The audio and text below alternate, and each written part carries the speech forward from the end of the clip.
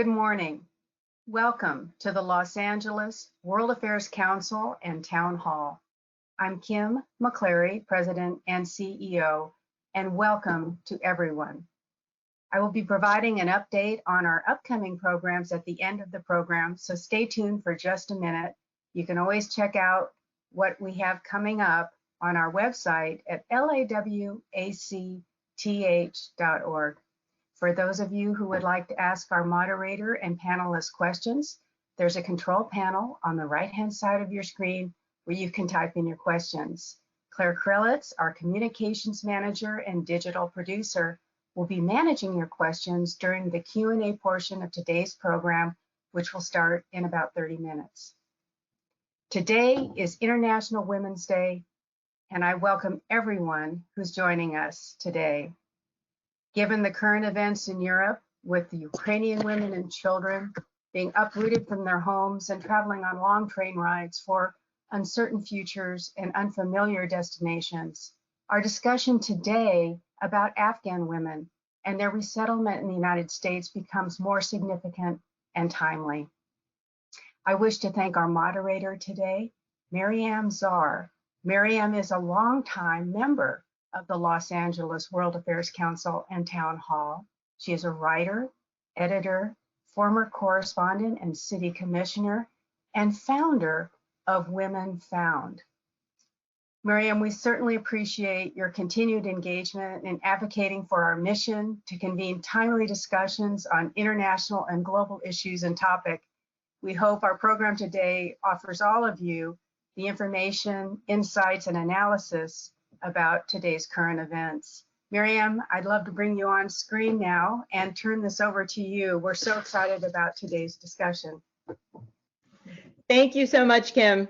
It's always a pleasure to be here with everyone at the LA World Affairs Council and Town Hall. It really is a pleasure for me to be able to moderate these events every once in a while, and I appreciate that we have a focus on women today because it is, after all, International Women's Day.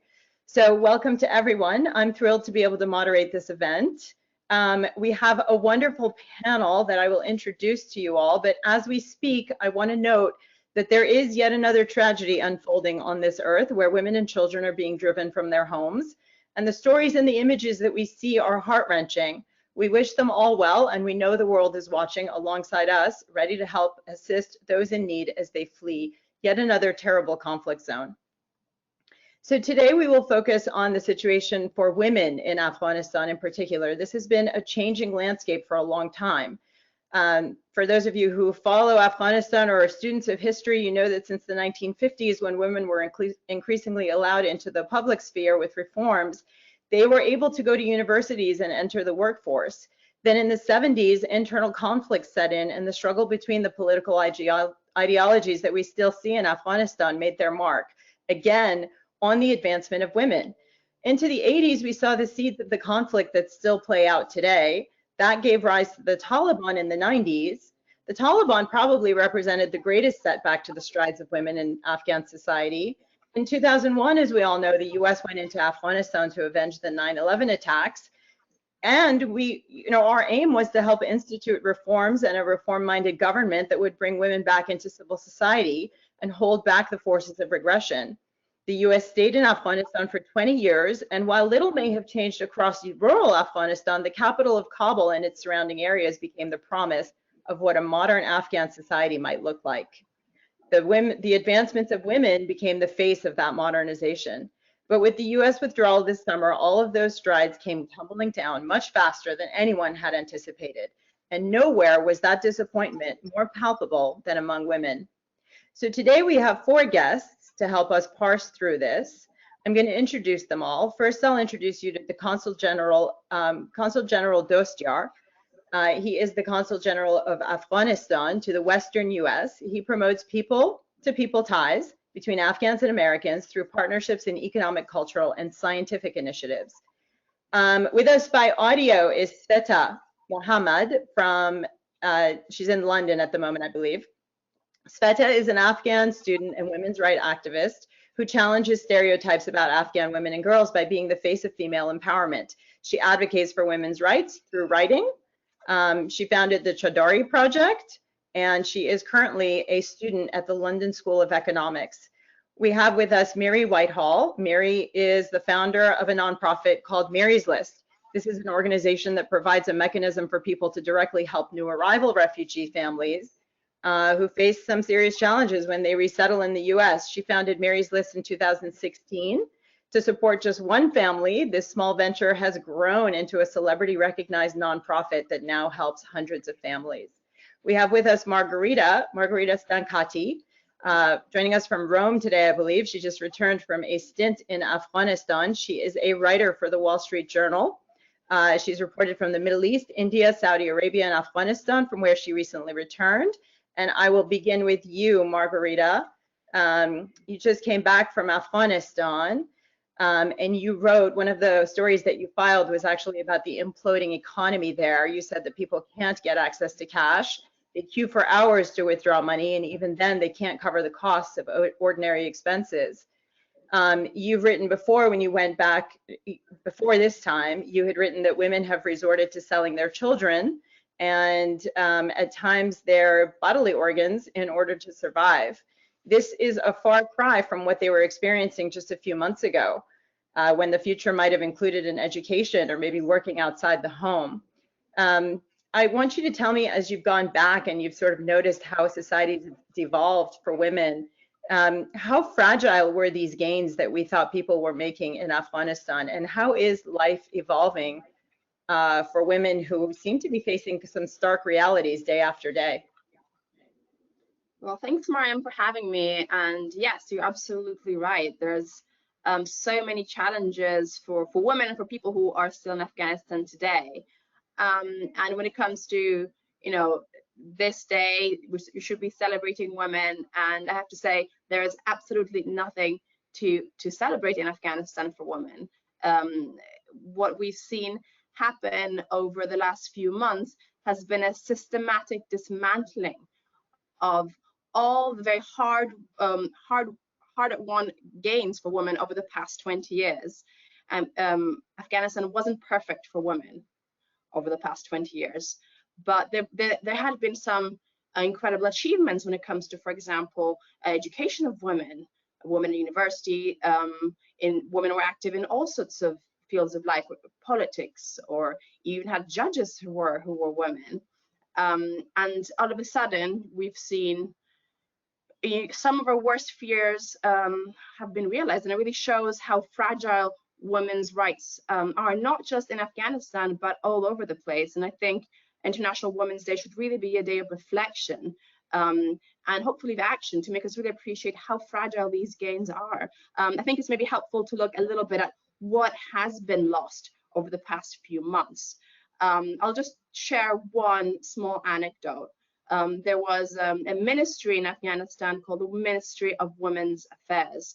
And one of the very first things that the Taliban did when they came to power was that they completely disbanded the ministry and replaced it with a ministry for the prevention of vice and the promotion of virtue. And that's not just symbolic, but it really conveys what vision of women is guiding the Taliban's policy towards women.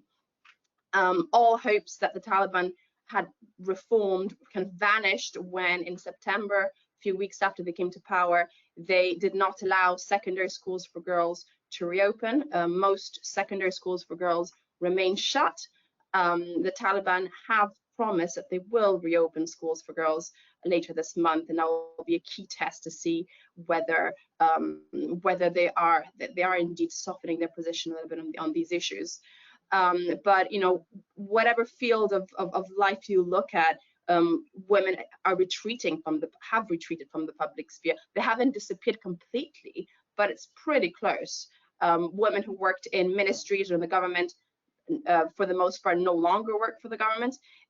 In politics, they're completely absent. Every single meeting we've seen of government officials or even senior civil servants, there is never a woman there.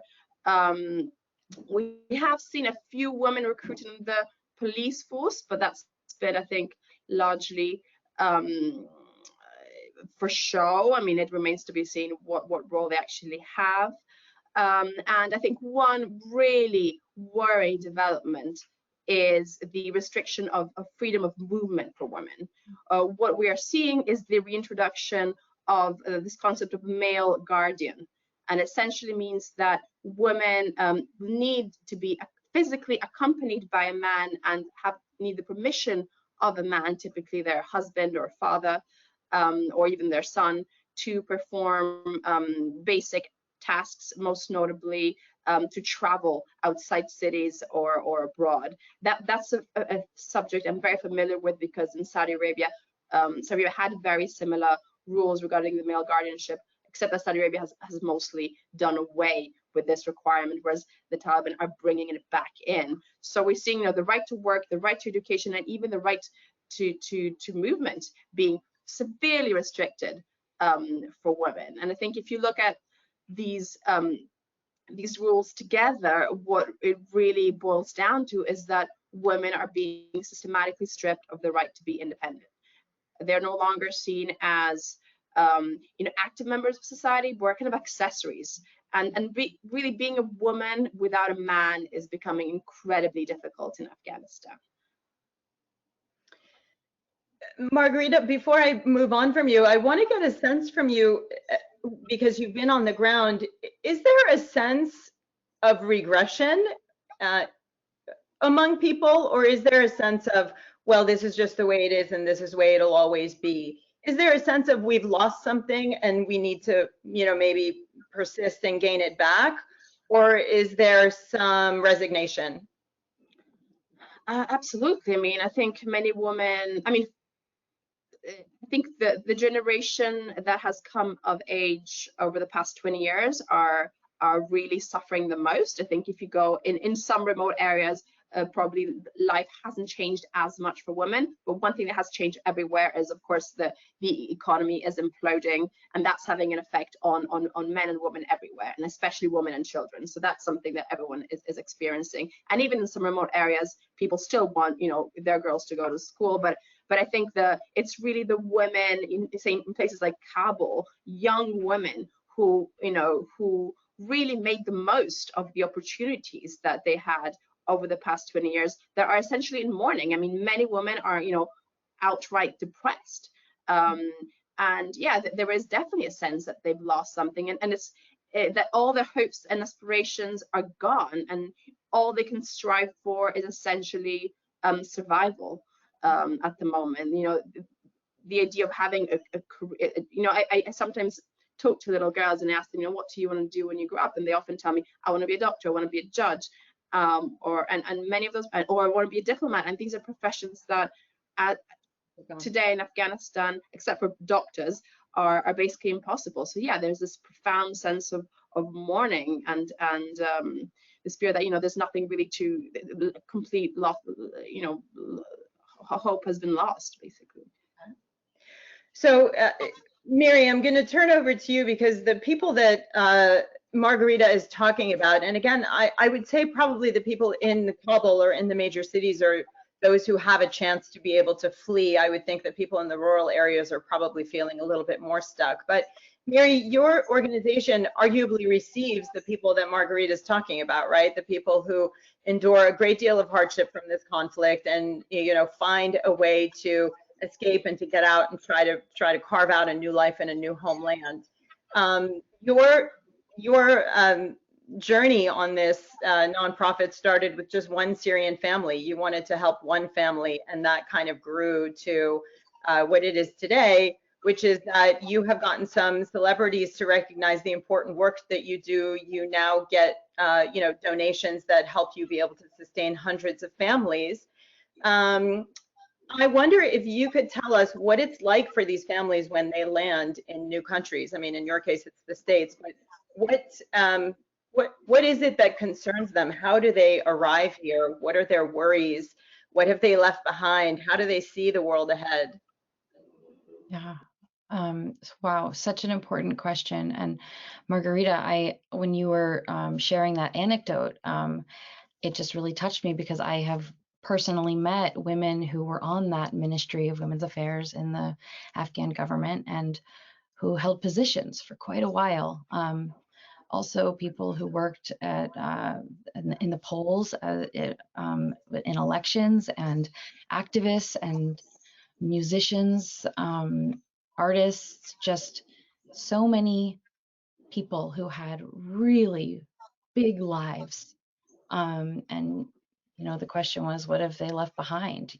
Just there's so much sacrifice, to be able to, be in a position where you're having to leave your country. I don't think the intent is leave and never come back also.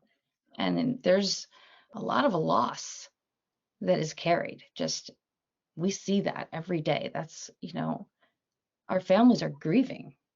And it did start out back in 2016 with one family, and that was during the Syrian refugee crisis. And since then, we have set up a 12-month program that supports the social and emotional and physical needs of families, just, kind of getting their home set up at the very, basics, so they can be comfortable and functional in their new households, but then also getting them connected in with a community support system, one that is reliable and also direct. So meeting people who can listen and check in with them.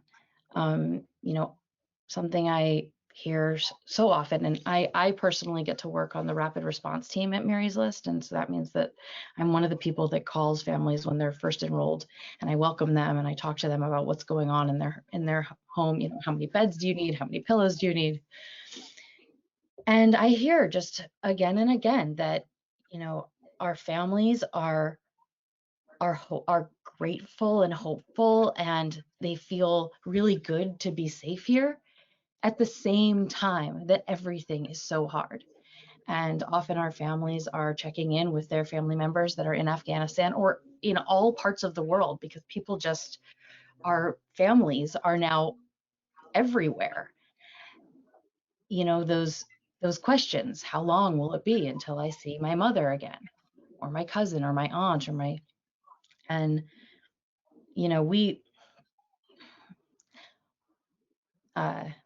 we enrolled our 839th family in our program this week. And the vast majority of the families, the last 240 families that we enrolled, are all from Afghanistan. We don't have any kind of country of origin specification. It's just about, anyone who comes here through the federal refugee admissions program can qualify.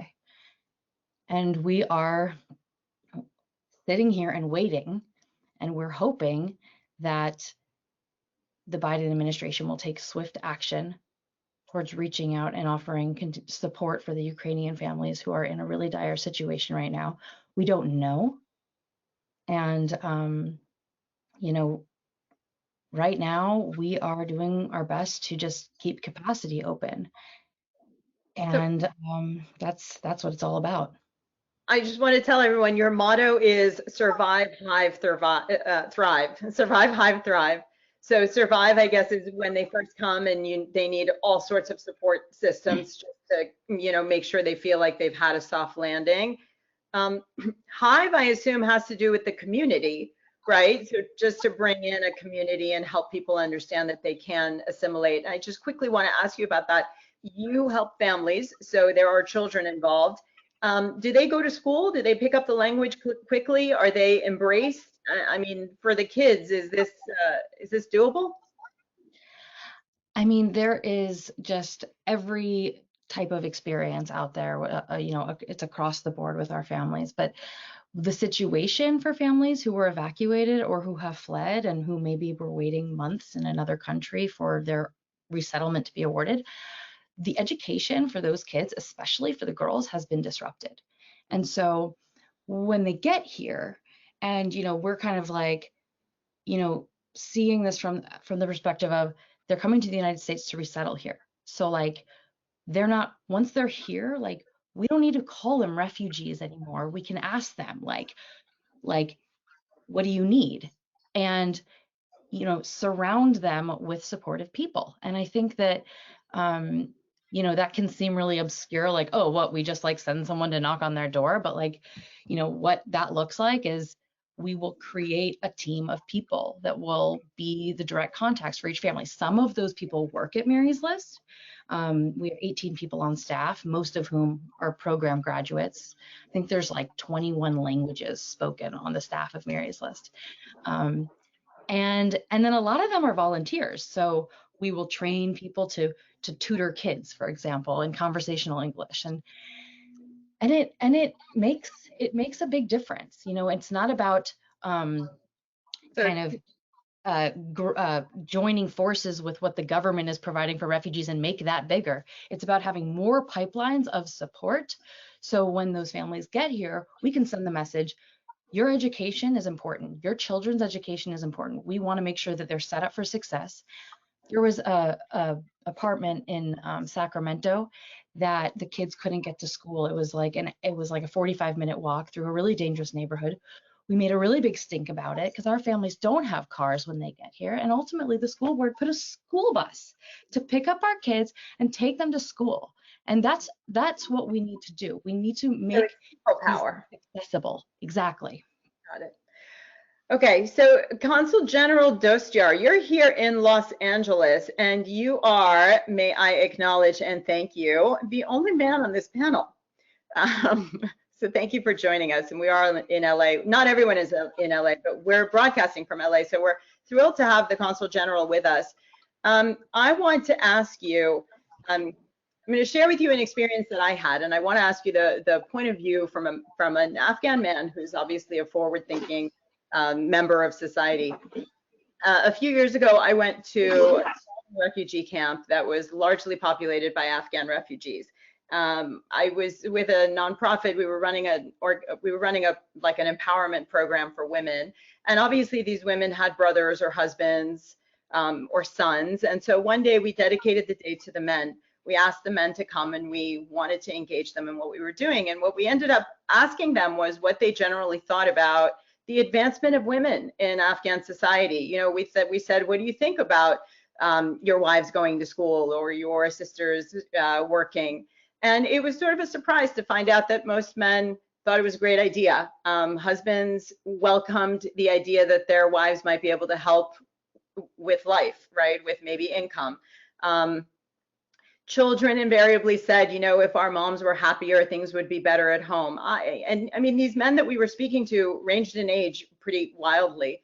And the impression that I came away with was that this stereotype we have that, and Margarita, you can talk about this later too, the stereotype we have that men really want their women at home might not actually be true. So what do you think the point of view of an up and coming generation in Afghanistan is from a male perspective? How do they see the advancement or the empowerment of women and their ability to matriculate in society?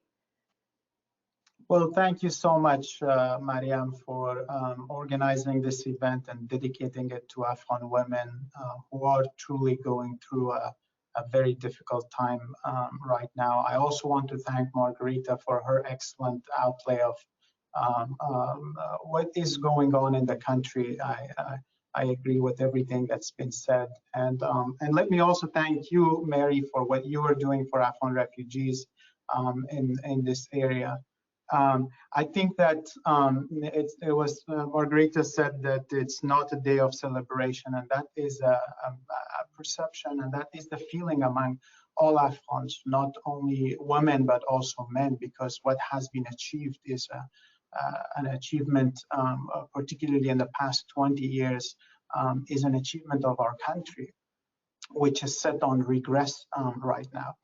But maybe today could be a day of commitment and a day of action so that we can change that. And Mariam, please allow me to repeat what you said, because I completely believe in what you heard from those men in the camp.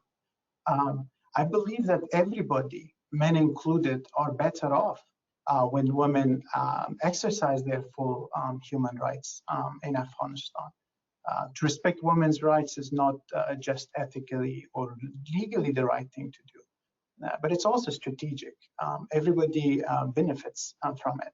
Educated, working and active women in the community benefit all of our people. in Afghanistan and moves the society forward. And there is, of course, a Stone Age group that is unfortunately ruling our country right now. And they think that the concept of women's rights is foreign to our culture. In fact, the opposite is true. The concept of women's rights is completely rooted in our sacred religion and in the Afghan culture. And that's what you heard from those Afghan men. But let me also say that the suppression of women in Afghanistan is really foreign to our culture. Women have always been historically part of the workforce.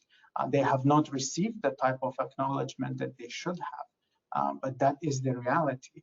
And they have worked in the field. Afghanistan has been largely an agricultural country. They have actively worked in the field side by side with men, and they have also played a supporting role to men, but directly contributed to the workforce in Afghanistan. And when opportunities were given to them in different eras, they have proven what their capabilities are. They have actively taken part in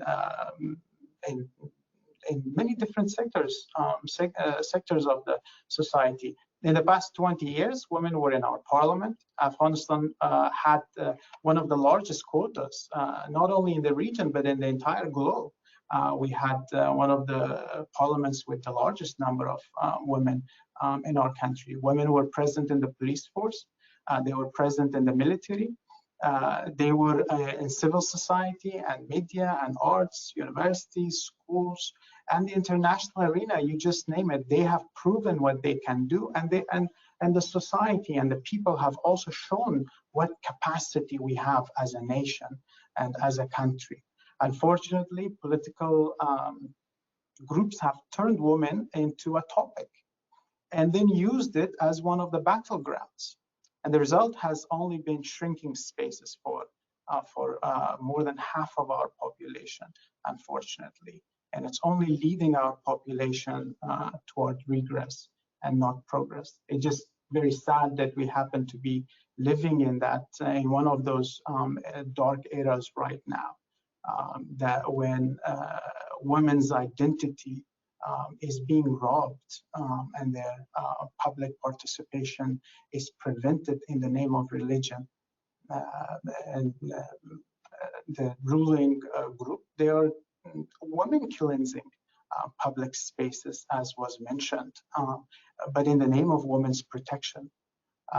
When their baseless arguments fall to the ground, they just use violence to shun women's voices. Consul General, I want to ask you before I turn to Sveta, who is actually the voice of that new generation. You know, you say that these gains were made over the course of 20 years. And I mean, obviously, it remains to be seen how deep those gains were, but how long do you think it would take? I mean, how many more years, how many decades would it take for hearts and minds to really change in Afghanistan to the point where gains made by women wouldn't be so fragile, that they wouldn't crumble down as fast? And I won't ask you to answer for too long, but just, you know, give me your impression of, is this advancement something that's on the horizon? I think that our people have shown it's what we are seeing is the decision and the action of a small group that is imposing these restrictions on our people. That's not what the people want. The people of Afghanistan have shown that they want progress and they want freedom. And so we have to work on a political framework to address this question. Okay, excellent. Thank you. Sveta, are you with us by audio? Yes. Oh, wonderful. So welcome, Sveta. I wanted, unfortunately, people can't see you, but they can hear you. And you are very much the voice of this new generation of men and women who see autonomy as a natural progression of civil society. I know that education is a huge thing for you. You are going to the London School of Economics now, and you have been advocating for education and also economic independence for Afghan women for a long time. We heard last week that the Taliban are planning on allowing women back into universities. You're a student, you're an activist, you're a force for empowerment of women. Do you believe that the Taliban will let women back into universities? Do you think that they'll be able to study what they wish to study? And what Margarita was talking about, the hopes that these women have for a future in the workforce or in the professional world, is that something that you see women continuing to pine for? And do you think the ability, just even the smallest opening of being able to return back to school, is an opening that women can seize upon and push through? Thank you so much, Mariam, for the question, and thank you so much for organizing this very, very timely and very important event. Today, since the morning, I'm a bit emotional because this is International Women's Day, and on this day, my heart is broken because of the situation of women all around the globe, but especially in Afghanistan. But despite that fact, I celebrate the women because I know, like, despite all the challenges that they're facing in Afghanistan, they are fighting daily. So those struggles, the fact that they don't give up, despite the fact that they stand up, that needs to be celebrated.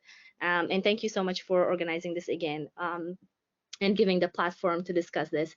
About the question, so the universities have reopened, and speaking with my members of my organizations and my family and friends in Afghanistan, the private universities were open this for the past 6 months, and I have friends who graduated actually during this period from private universities like Salam University in Kabul, and however, the public universities were closed.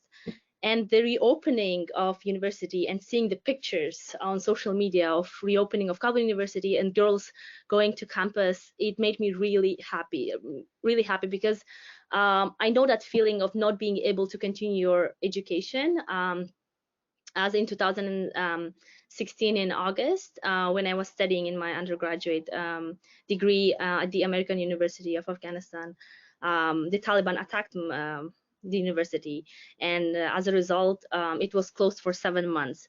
So I know the feeling of not being able to, kind of having your hopes broken and having your dreams taken away from you, and how difficult it is. And so seeing those images made me very, very happy and very hopeful for the future. And it is I would definitely say it is a great news for every Afghan woman who is back to universities. And it is a small step towards a hopeful future. It gives every Afghan girl a hope in terms of education. However, as Margarita mentioned before, the schools are closed for girls from 7th to 12th grade. Even though it has been reopened in several provinces, but it is not a national policy yet. Although they promised to reopen it in March, but yeah, we just have to wait and see what will happen. And another thing is that half of the population of Afghanistan are filled with women and girls, and they are important members of Afghan society. And the Taliban and the world just cannot ignore that basic human rights. And the new generation of Afghan women are very different. They are very outspoken. They are very entrepreneurial. They know their rights. They know their basic rights, and they will not just sit back. And of course, we cannot do this alone, for sure. And we need the international community's help for that.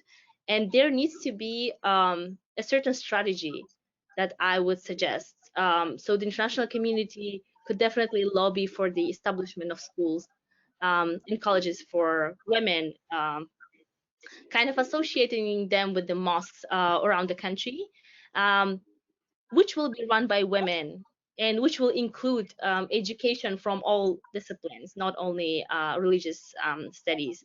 And because we don't know how long the government will be there, and we just cannot sit and watch and make things happen. We have to act on it. So this is one kind of strategy to get the girls back to school, to universities. Again, like I emphasize, the support from international community is very crucial, especially on the other note, which is the humanitarian crisis. I know a lot of girls who are even in the private universities, they are thinking of not going because they cannot afford the fee. Even though it's not a lot, they reduce the fees in some universities, but still it's very difficult with the humanitarian crisis that is going on in Afghanistan. That is a great idea that you just floated. This idea that that schools can be somehow associated with mosques and teach more than just religious studies. That might actually make it more palatable. Very, very interesting idea. Margarita, I want to come back to you and kind of segue on what Sveta was saying. We've seen what a united world can do in times of conflict, right? I mean, look no further than what's going on in Ukraine and how the world has come together to support a nation. I'm wondering you have traveled the world, you have taken a look at this crisis, you see what Afghans need down on the ground. What can global populations do for Afghans right now as they continue to suffer after decades? Well, I think when it comes to women's rights, I mean, you and Sveta are absolutely right. There needs to be sustained international pressure. I mean, two things need to happen. The first is that the international community needs to lead by example. That means that every single conversation between Western officials and the Taliban needs to address the rights of women. Every single meeting between foreign diplomats and the Taliban, UN officials and the Taliban, NGO and the Taliban, there needs to be a woman sitting at that meeting. And so often we haven't seen that in recent months. We've seen many all-male foreign delegations meeting the Taliban. We've seen that over and over again. So first of all, lead by example. Second of all, keep the pressure up. The pressure works. We've, as Sveta mentioned, universities are open. There are some key differences between the Taliban now and the Taliban in the 90s. Primary schools for girls have reopened. Universities have reopened. And also they're not being as harsh in terms of enforcing what women should wear in public. Women are not forced to wear the kind of a face covering burqa. They're encouraged to do that, but they're not lashed in the street if they don't.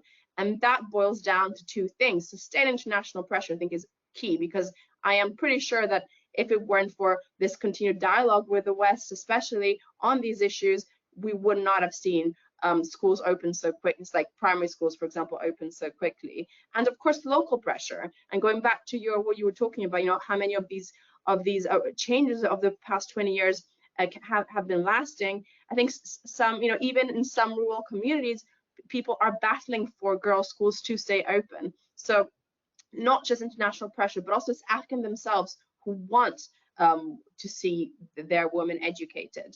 And I think that's why, for example, in some parts of Afghanistan, we have seen secondary schools reopen, and elsewhere we haven't. So I think it's okay to be outraged. It's okay to be angry. It's okay to really fight for the rights of Afghan women, and make sure that our own political representatives get that message and pass that on to the Taliban. So when you say sustained pressure, do you mean that, people all over the world should write to their elected officials? I mean, in the States, it would be your state senator or your congressman. Around the world, it would be different. It would be different posts, people with different elected, positions. But is that what you mean? Like, do you think that the voice of ordinary people around the world can make a difference in these crises? Yes, I mean, the Taliban desperately want international recognition. So if we put pressure on our own politicians to put pressure on the Taliban, that message will be delivered.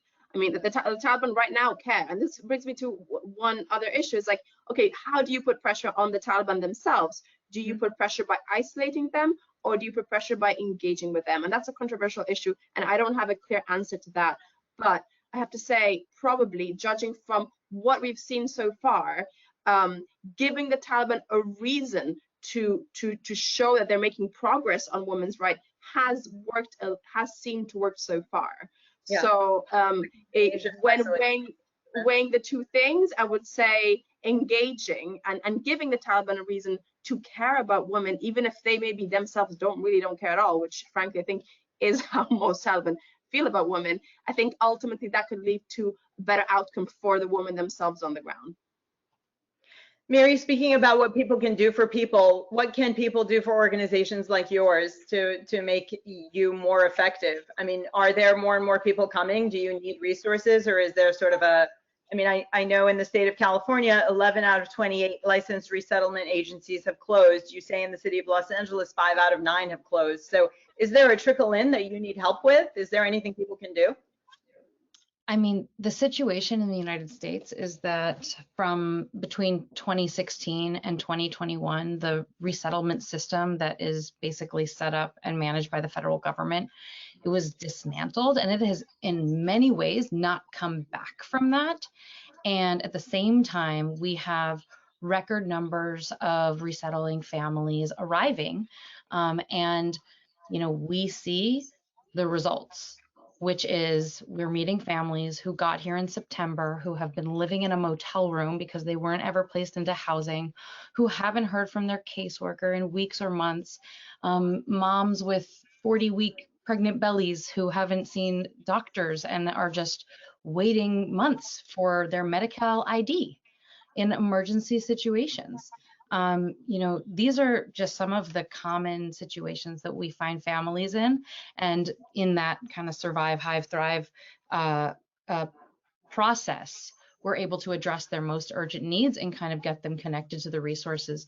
I would say the thing that people can do to help is look at the organizations that are working directly with families in your community. So there is the State Department oversees all of the refugee admissions to the United States, and they license these agencies to do this work on behalf of the government for the first 90 days.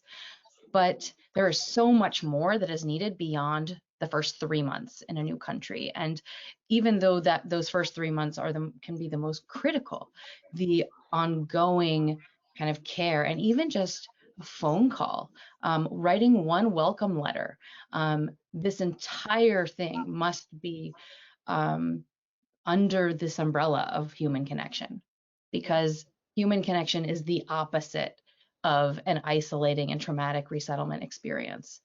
That's what we want. We want our families to arrive, and we want them to feel that the refugee resettlement experience begins, and that they have a lot of friends here in the United States.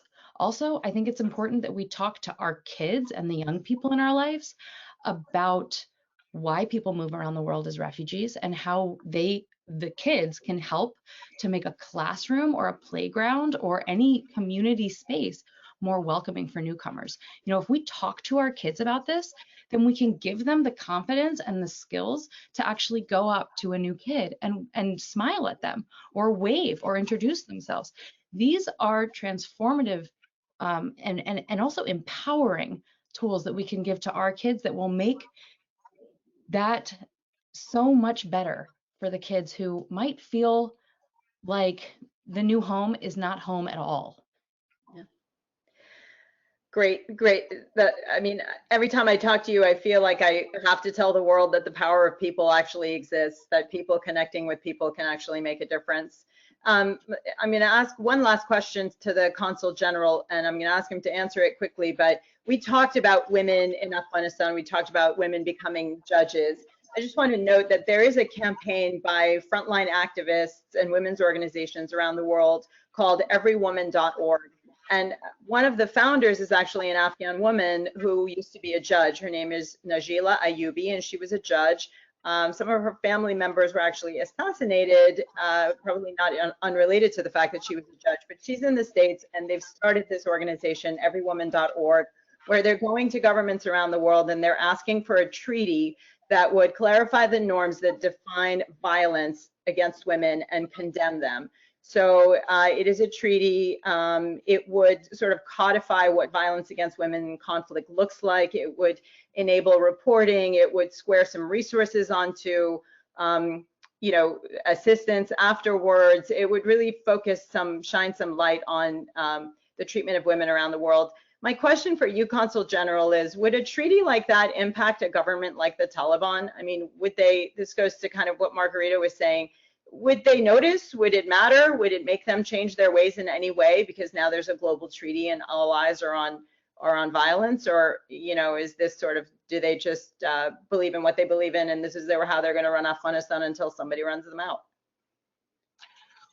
Well, I think we need a common ground, a departure point on this discussion with the Taliban, and I don't see that existing right now, unfortunately, because they claim about Islamic human rights and Islamic women's rights, and when you ask what does that mean, you don't get an answer. Not only on that, but on any other human rights issues, governance, society, any other thing that they claim to be Islamic. They don't explain what that really means. And if they don't accept the Universal Declaration of Human Rights or other UN Security Council resolutions or the treaties that Judge Ayubi is working on, then my question would be, do they accept the Cairo Declaration of Human Rights that is developed under the auspices of the Organization of Islamic Cooperation? And we don't know, unfortunately. We need a common point of reference so that we can engage them. Right now, it's very difficult to say that. Engage them. Okay, so we're going to go to Q&A. My parting thought to everyone before we go to Q&A is that I met Sveta through her empowerment project, right? So she wrote for the Afghan Women's Writing Project, where women were encouraged to write poetry, and we would translate them and put them online. Then she founded Shadari, which was a way that she would go out to, to encourage women to write their own stories, tell their own stories about Afghan women. She started a business where she sort of advocated this idea that if women can just find some financial independence, that can be a route towards real independence. Then she got her admission to go to London School of Economics. And my parting thought, I guess, and Sveta, if you want to quickly say something, is the new generation of Afghan women are not sitting down. They are definitely looking ahead to a different kind of society, and Sveta really embodies all of that. So I wonder if, Sveta, you want to leave us with this parting thought that today things may look bleak, but there's an indefatigable spirit in Afghan women that I've seen even in the refugee camps I've been in. And I wonder if you just want to sort of reiterate that before we go to questions. Thank you so much. Yes, I'm a very big advocate for Afghan women, and I always talk about their resiliency, their power, and how, especially the younger generation. And I always give examples of Afghan robotics team. If people heard about them, I'm sure they did. It's a group of 5 powerful high school students who created a robot that distinguishes contaminated water with clean water. And they, even during COVID, they created ventilators out of Toyota car parts. And I always say this, that Afghan women and girls, despite having limited resources, despite having limited opportunities, despite having nothing, and they always try to make something out of nothing, and they're problem solvers. And we have so many other examples of Sara Wahidi, who created app which is called Ehtisab, which gives security alerts to the to residents of Afghanistan, and which is still right now active. Even they're working right now on the ground across Afghanistan. And these are the new generation of Afghan women. These are only the 2 examples. There's so many more, and I feel like there's a need for the world to hear their stories and to know their names and to speak about this new generation of powerful Afghan women. Absolutely. Thank you, Sveta. And Ehtisab means protest. So the app is called Protest. Okay. Thank you, Sveta. That was important for us all to hear. Claire, over to you for questions.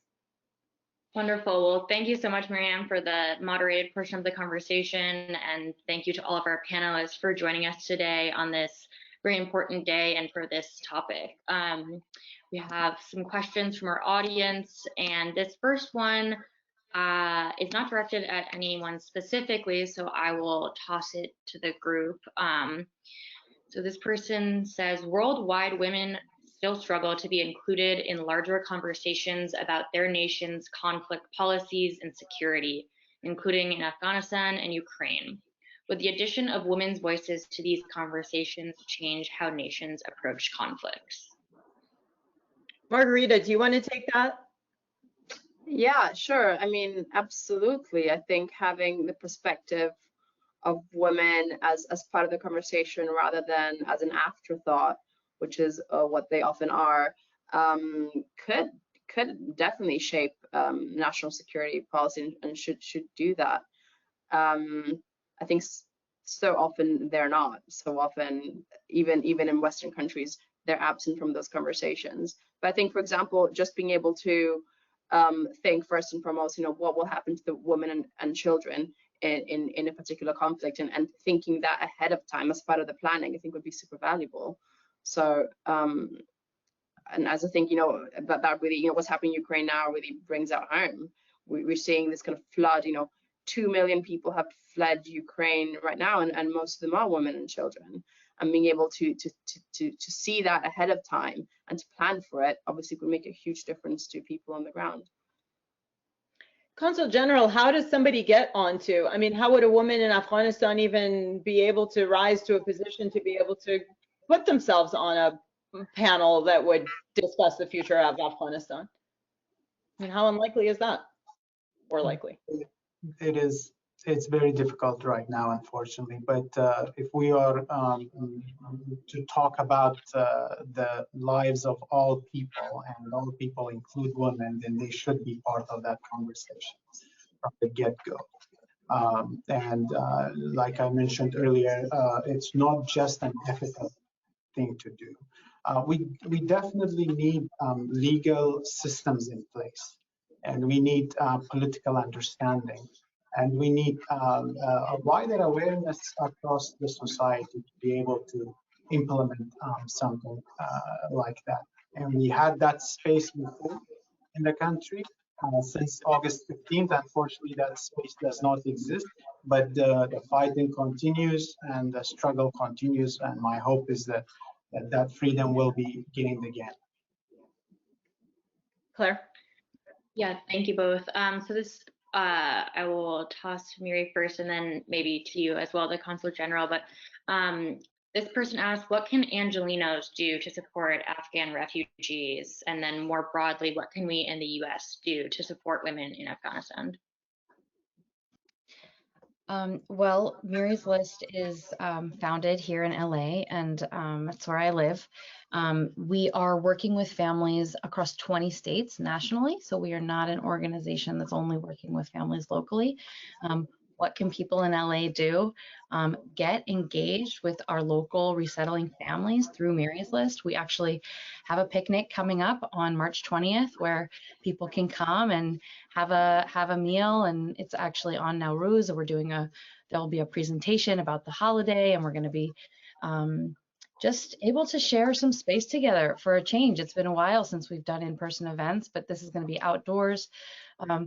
I also, I just want to reiterate these, moments of human connection. This is not something that is small, just getting to see someone and say, how are you? And getting to learn a little bit about them, that will take us towards the future where, what we don't want is, someone to be paying attention to the needs of resettling families right now while it's in the attention of the media, and then to forget about it next month.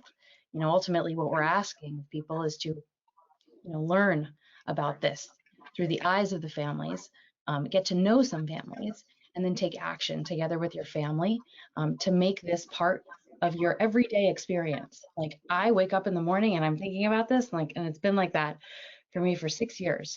And I know how fulfilling it is, and I just hope as many people in Los Angeles who are going to get involved will do so, whether it's through Miri's List or another organization. It's so important. And come to our picnic. I also want to say that you have a letter writing campaign, so people can engage their children of any age themselves, write a letter. They put the letter handwritten in the box that sort of goes to someone's starter home, and it does tend to make people feel as though, they are personally being welcomed. And you can also sponsor a family if that's helpful. If there's anybody wondering what you can do, you can sponsor a family and help sort of raise the things that they need in order to be able to move into a new home. So, they need a TV or a chest of drawers for the kids' bedroom or whatever. You can take on a family and go to your network of people and say, hey, this is how we can help. And again, it's not just for Afghan families that resettle. I have a feeling Miri's going to be talking to people from other places too very soon. So there is a lot that people can do. I tend to agree. I think just advocacy with governments and then people-to-people connections probably does make a difference, trying to shrink this world down from the conflict zone that it is to kind of a place where we can maybe learn to practice a little more peace. Yeah. Claire. Yeah, thank you so much. So this will probably go to the Consul General.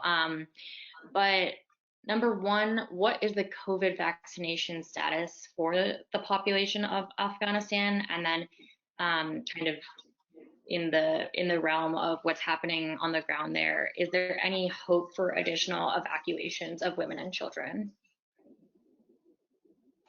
Yeah, thank you so much. And I just want to emphasize that Afghans are really social and communal, so they find it a little difficult when they come here.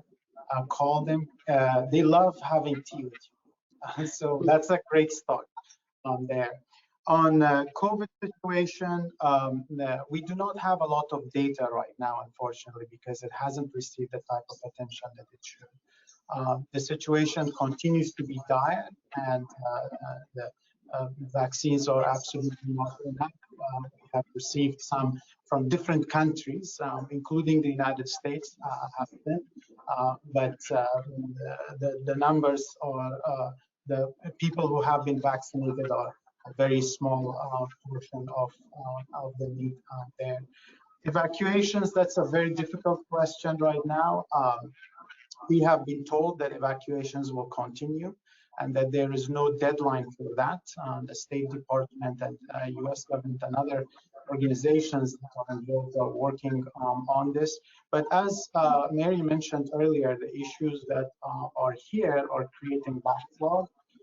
But also, I hope that the attention does not go away, that we are able to focus on both Ukraine, whose people are truly suffering and need attention, and also Afghans. I hope that we're able to get the people who are at risk out. That's a question I think that the U.S. government and other governments involved would be best suited to respond. Just one more point on that is that there are also issues within the country. Unfortunately, you wake up one day and there's a ban on your travel, not only on women, but on everybody who are not able to go out. And there was some pressure that ban was lifted. Nonetheless, there are challenges for people to leave in terms of airports and so forth. Thank you so much. So I know we're running close to the end of the hour, but we did have a larger panel, so we'll just get through a couple final questions. Margarita, I think I'll ask you to answer this first, and then feel free anybody else to weigh in. But this person says that some people have argued that countries in the West, particularly the United States, use the issue of Afghan women and children as a justification for the endless war. Is there any truth to this? Are there any national efforts in Western countries working to help Afghan women or children, or was this really just sort of a false justification? I think when the war started in Afghanistan in 2001, the main objective was to target Al-Qaeda, and when the Taliban didn't, also target the Taliban. But very quickly, it's true that the liberation of Afghan women became a goal of the US-led mission. It wasn't, I think, what brought it wasn't what brought the US to Afghanistan in the first place, but it became, and the Taliban was a pariah state largely because of its treatment of women. So changing that quickly became a priority of the US-backed intervention and the US-backed government in Afghanistan. And that remained a big focus of the international community's policy in Afghanistan. And it continues to be. I mean, even now, although no country has officially recognized the Taliban regime, Western governments engage with the Taliban diplomatically, including the American government, and women's rights are a key item on the agenda. And I think it's very important that it stays on the top of the agenda during those conversations. I wonder if Sveta has anything to say about that. I think that she might have dropped off. I'm not seeing her anymore, unfortunately.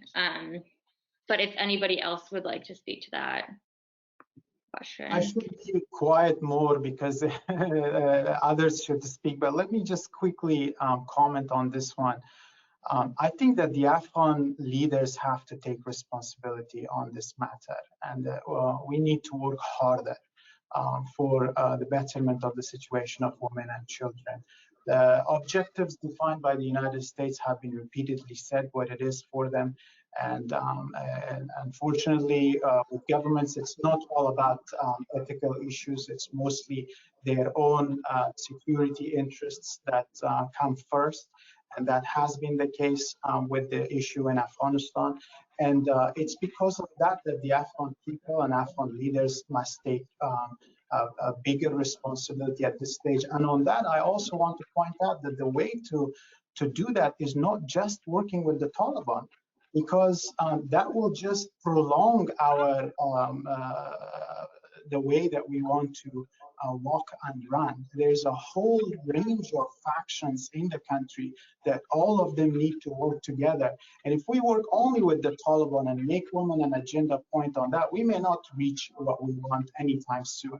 But what we need instead is a political settlement in the country, a government that's legitimate and a government that is representative of all the people.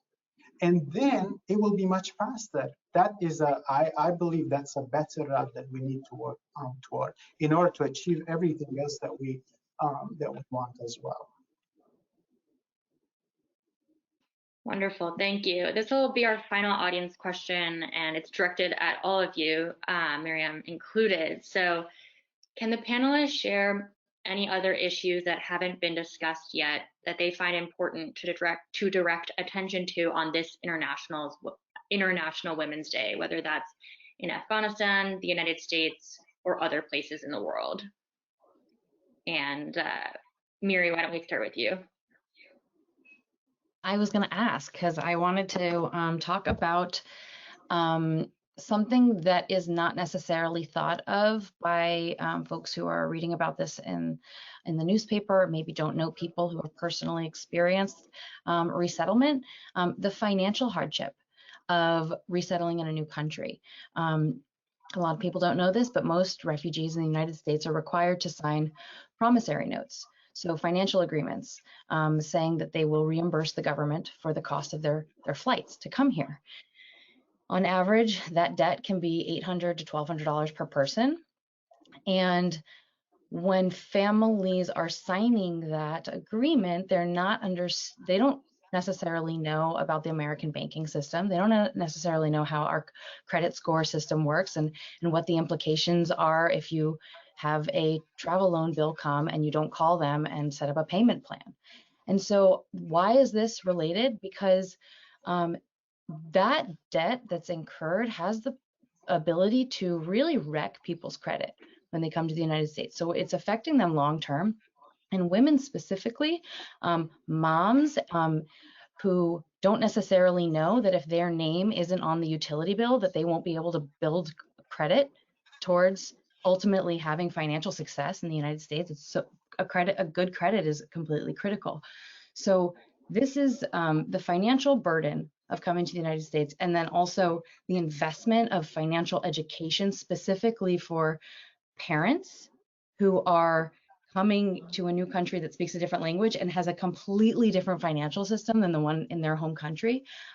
This is a way that we can set women and girls up and families up to succeed long-term in the United States. I think, yeah, just following up on what Mary said, I think the financial obstacles are huge in Afghanistan as well.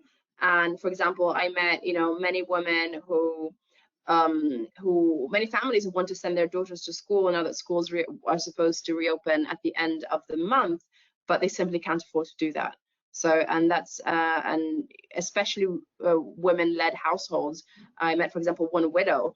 Her husband died, she lost her job. She has 3 teenage daughters. All 3 of them are supposed to start school again. if the Taliban fulfill their promise to reopen secondary schools, and she just didn't know how to afford to. She couldn't afford the notebooks, the pens, the clothes, the books. And so, you know, unless people can feed themselves, and they won't be able to send their daughters to school.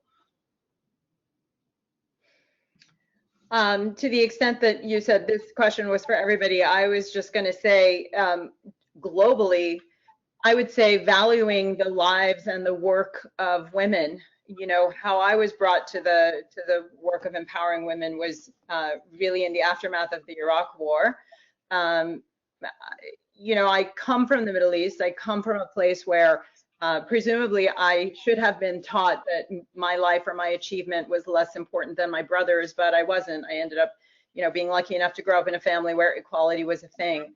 And as I got older, you know, I sort of lived my American life that way. I was lucky enough to be able to be an immigrant that grew up in the States. And then when the Iraq War happened, I realized that when conflict sets into societies, usually the first people who begin to lose their rights, the first people who have to shrink back are women, and by extension, girls. And so it occurred to me that their lives, their work, their contributions are just less valued.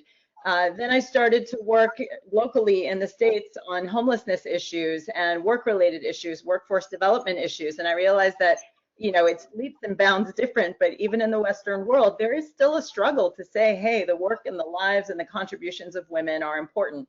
And I think if globally we were to acknowledge that and to focus on it and to begin this trend of really valuing the work and contributions of women to society, we would have an easier time being able to create these societies where women have opportunity, and that those opportunities aren't given and yanked back in these kind of strange fulcrum ways, but in sort of a stable, sustained, ongoing way.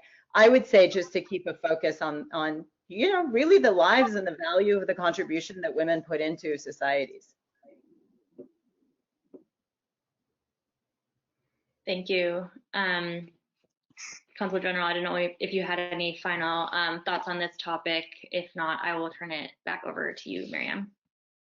Thank you so much, Claire. I just want to mention that we have reports of a few women who are missing, who have disappeared in Afghanistan right now, and that I want to call for more pressure on that so we can get those people out soon.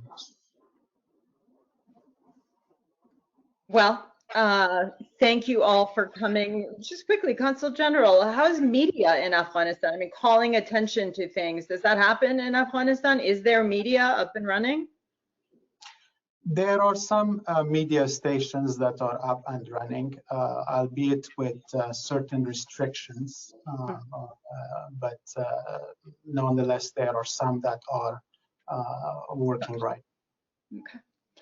Well, I do not know how to thank you all for joining us. We have, I think, 3 or 4 different time zones on this panel, so I'm grateful to all of you for coming. I'm grateful to all of you for the work that you do. I hope that we can all stay in touch and that we can all advance the cause of women in Afghanistan, frankly, the cause of women everywhere. There's another refugee crisis unfolding as we speak, and we haven't really gotten a handle on the ones that have been unfolding before. So we are your partners in the work that you do. And again, I thank the LA World Affairs Council and Town Hall for bringing attention to these issues. Thank you. Thank you. Thank you. You guys were amazing. This was so moving and so important. I just so appreciate your time and your expertise. I want to make a point that Claire is going to add to our chat, which our viewers can access in that control panel on the right-hand side, references, websites, Miri's list, any way that our viewers can reach out and help. And she'll also add this to the follow-up email that she sends out after every program that we have. So thank you all so very much. Marianne, another home run. I love it. Thank you. It's a pleasure. Thank you all so very much. Thank you so much.